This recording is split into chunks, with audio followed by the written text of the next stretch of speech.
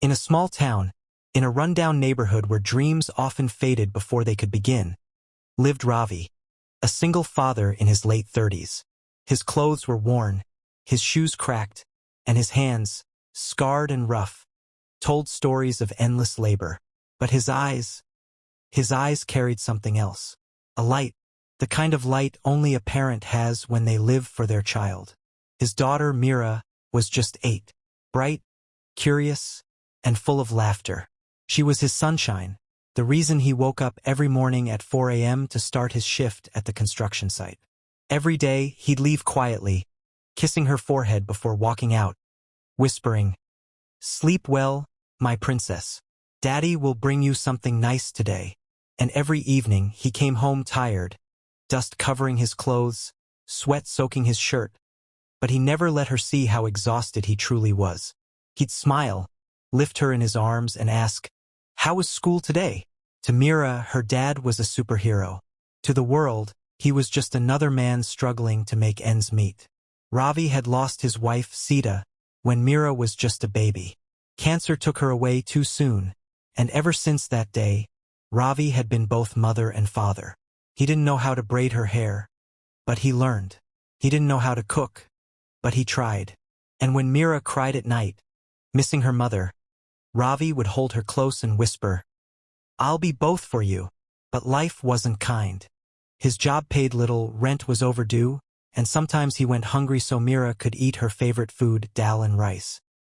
He'd tell her he wasn't hungry, pretending to be full, even when his stomach twisted in pain. At night, after Mira fell asleep, Ravi would sit by the window, look up at the stars, and whisper to his late wife, "I'm trying, Sita.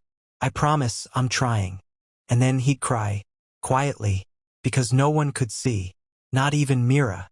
One cold night, after an especially hard day, Ravi sat on the floor, holding a torn pair of shoes he couldn't afford to replace.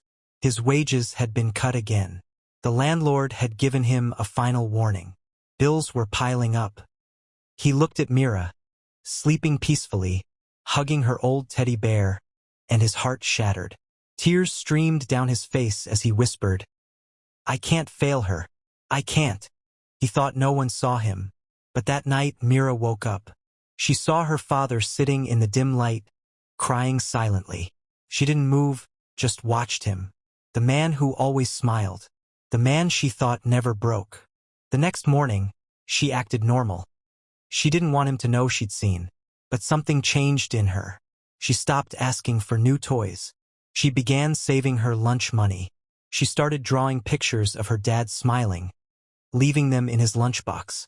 And every time Ravi found one, his heart melted.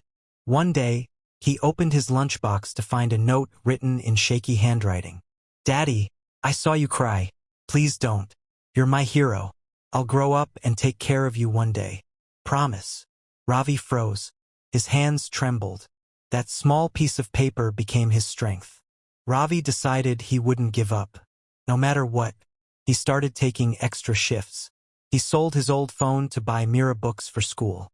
Days turned into months, and slowly, things began to change. One afternoon, Mira's teacher called him to school. Nervous, Ravi arrived, fearing bad news. But instead, the teacher smiled.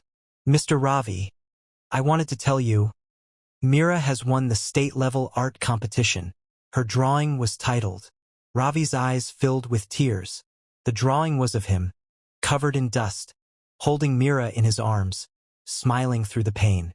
The caption read, "He hides his tears, so I can keep my smile." The room fell silent. Even the teacher was emotional. That moment changed everything.